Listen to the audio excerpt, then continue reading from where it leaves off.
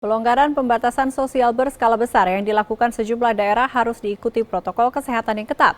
Sebab puncak pandemi COVID-19 di Indonesia diprediksi terjadi pada pertengahan Juli mendatang. Simak perbincangan Jawa Post TV dengan ahli kesehatan masyarakat Dr. Hermawan Saputra berikut ini.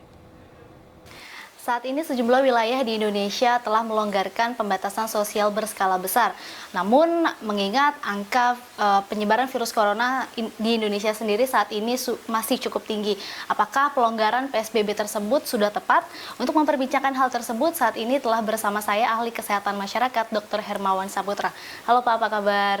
Kabar baik, Alhamdulillah. Mbak Nurul sehat? Alhamdulillah sehat. Pak, ini kan sejumlah wilayah sudah melonggarkan PSBB ya Pak ya, tapi angka penyebaran virus corona kemarin itu mencapai angka tertinggi, yakni 993 kasus. Bapak sendiri menilainya seperti apa? Apakah sudah tepat melonggarkan PSBB atau seperti apa? Sebagian daerah yang sudah melakukannya sudah bagus. Provinsi yang melakukannya DKI Jakarta, Jawa Barat, dan Sumatera Barat. Sebenarnya terjadi pelambatan kasus. Tetapi dengan epicentrum Jabodetabek saat ini, dengan perpanjangan yang keempat sekarang DKI, sebenarnya ada pelambatan kasus tetapi tidak optimal oleh karena antara kesadaran masyarakat dengan konsekuen dan juga kesigapan pemerintah ini belum betul-betul optimal. Masih suka terjadi inkonsistensi, kita sebagai individu dan masyarakat kadang permisif, tetapi juga pemerintah juga seharusnya bisa lebih optimal dalam menerapkan PSBB ini. Nah, tetapi saya koreksi Mbak Nurul, saya tidak setuju dengan istilah pelonggaran. Kalaupun ada istilah yang tepat itu adalah pelenturan. Longgar dan lentur itu berbeda. Kalau longgar itu seperti sekrup yang seringan diputar, dol gitu ya. Tapi kalau lentur, dasarnya dia adalah ketat tapi sesekali bisa difleksibelkan atau dilenturkan ya. Nah, ini menunjukkan adanya upaya kita bersama dalam rangka memberi ruang pada individu dan masyarakat untuk bernafas. Ada prioritas aktivitas yang kadang kita harus perbolehkan, tetapi sebenarnya himbauan kita lebih baik di rumah, menjaga jarak dan lebih juga menjaga higienitas kita secara individu.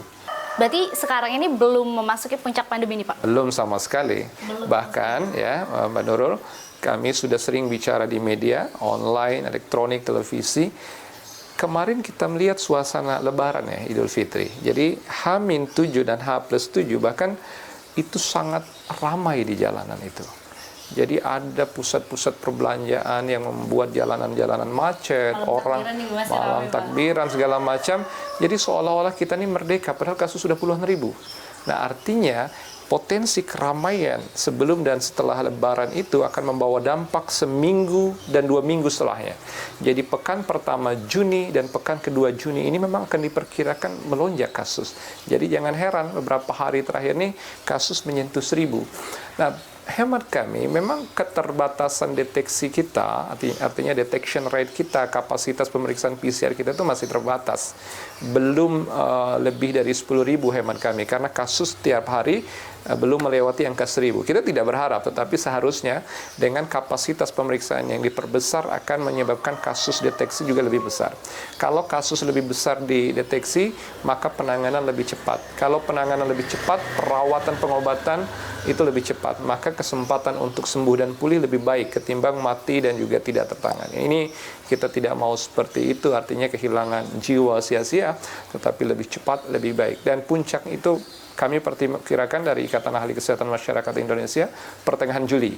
Itu dengan catatan, kalau PSBB optimal, tidak ada wacana pelonggaran, itu pertengahan Juli baru terjadi puncak pandemi. Tapi kalau tadi diperlonggar atau permisif seolah-olah masyarakat merdeka gitu ya, maka kita akan menghadapi corona ini masih dengan berkeringat-keringat hingga bulan-bulan berikutnya. Mudah-mudahan tidak terjadi.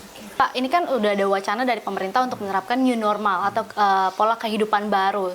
Lalu kira-kira kapan nih Jakarta, mungkin Jabodetabek bisa menerapkan new normal ataupun kehidupan baru? New normal atau kenormalan baru ini sebagai sebuah keniscayaan. Cepat atau lambat kita akan memasukinya. Persoalannya kapan? Ini menyangkut timing. Jadi the new normal ini harus memenuhi beberapa kriteria. Kalau WHO menggunakan 6 kriteria, tetapi kami menyimpulkan ada 4 kriteria utama. Pertama, ada yang berkaitan dengan terkendalinya kasus. Ini berkaitan dengan angka-angka epidemiologis. Di media seringkali ada disebut dengan R0, RT, ini replikasi kasus sebutannya. Tetapi ada juga yang berkaitan dengan health system capacities, peningkatan kapasitas layanan, mulai dari pemeriksaan di puskesmas, kapasitas untuk promosi kesehatan, sekaligus perawatan penanganan di rumah sakit, dan kita harus pastikan semuanya tersedia alat pelindung diri, ada ventilator bila dibutuhkan di ICU, kita memiliki tenaga-tenaga medis di setiap rumah sakit yang sewaktu-waktu bisa memvisit pasien dan lain-lain. Nah, ini yang kedua. Yang ketiga ini berkaitan dengan community. Nah, jadi masyarakat kita ini harus kita lihat tingkat kesadarannya. Bagaimana agar masyarakat ini betul-betul sadar secara individu, kolektif, RT, RW terlibat, kepala desa, kepala kampung, bahkan tokoh agama dan tokoh masyarakat itu sendiri. Nah, berkoordinasi dengan puskesmas yang ada di garda terdepan pelayanan kesehatan. Yang keempat, adanya infrastruktur yang disebut dengan transisi kebijakan, transisi fasilitas di ruang-ruang publik, termasuk juga harmonisasi tadi yang kita sebut antara satu daerah dengan daerah lain. Kalau 4 ini dilakukan secara konsekuen dan juga kita lihat ada kedisiplinan pelambatan kasus, nah mestinya di bulan Juli terwujud. Tapi kalau tidak, kami pun tidak bisa memastikan apakah bulan Juli itu menjadi puncak.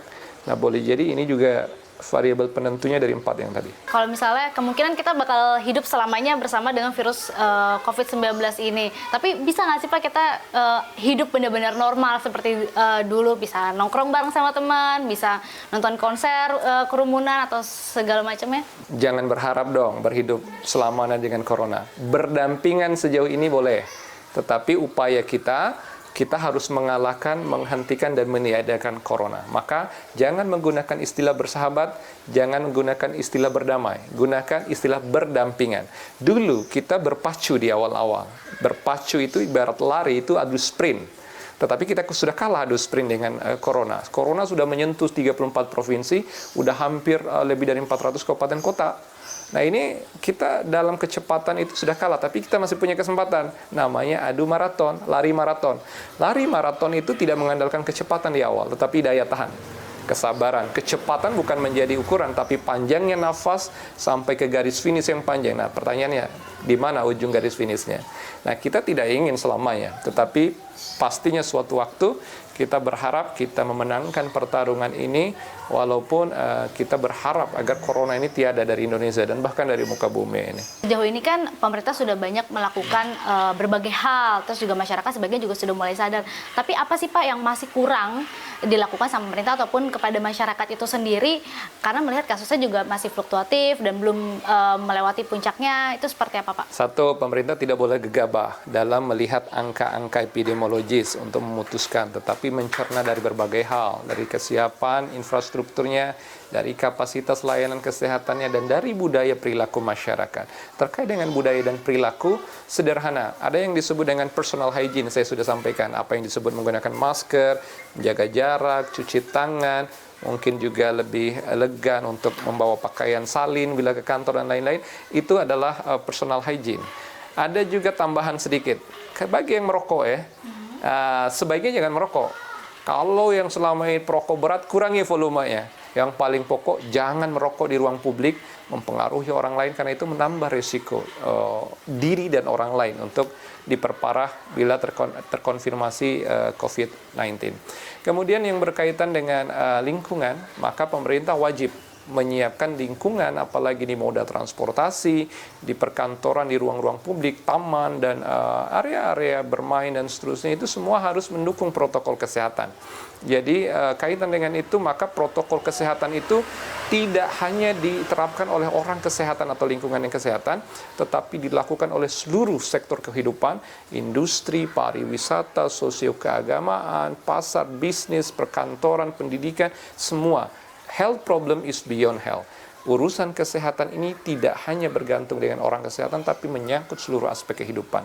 Oleh karena itu, mari saat ini kita bahu-membahu, walaupun kita ada semacam fleksibilitas, diterjemahkannya bukan pelonggaran, tetapi pelenturan, kita tetap menjadikan protokol kesehatan yang utama. Sehat masyarakat kita, sehat pemerintah kita, sehat akal pikiran kita, sehat kantong kita, sehat Indonesia. Terima kasih waktunya untuk berbincang dengan Jawapos TV. Ya, demikian perbincangan kami dengan Dr. Hermawan Saputra, ahli kesehatan masyarakat. Nurul Khotimah, Bintang Nuari, Jawapos TV.